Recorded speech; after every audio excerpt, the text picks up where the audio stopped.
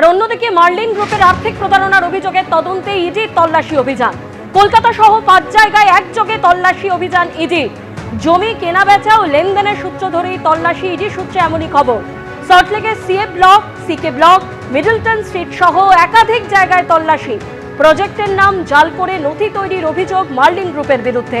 সল্টলেকের সিকে ব্লকে ডিসি পাল গ্রুপের কর্তার বাড়িতে তল্লাশি চালানো হয়। সল্টলেকের সিএ ব্লকে ডিসি পাল গ্রুপের অফিসেও ইডির তল্লাশি।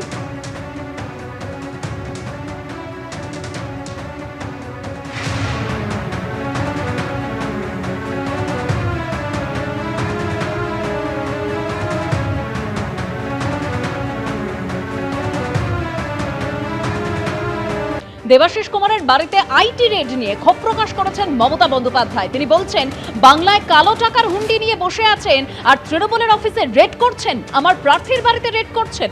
শুনুন।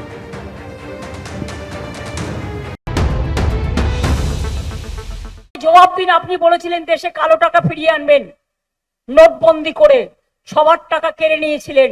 কাউকে কালো টাকা আনতে পেরেছিলেন? আজকে কালো টাকার হুন্ডি নিয়ে বাংলায় বসে আছেন আর তৃণমূল কংগ্রেস পার্টির অফিসে রেড করছেন, ক্যান্ডিডেটের বাড়িতে গিয়ে রেড করছেন, আমার প্লেন রেড করতে আসছেন, আমার সিকিউরিটিতে রেড করছেন। নির্লজ্জ বেহায়া একটা রাজনৈতিক দল সামনাসামনি লড়াই করতে পারে না, ভীতু কাপুরুষ। ওদের বিসর্জন দিন।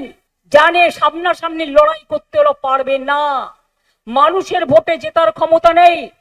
তাই central force, income tax, ED, CBI, পুরো ভারত সরকার, বিজেপি সব রাজ্যের সব এসে বসে গেছে। তাও বলে দেখুন, লড়াই করছি একা, আমি একা নই। আমি যদি একা হই, আমার সাথে 100 ভাগ মানুষ আছে। গণতন্ত্রে বুলেট নয়, ব্যালট, এটা মাথায় রাখবেন।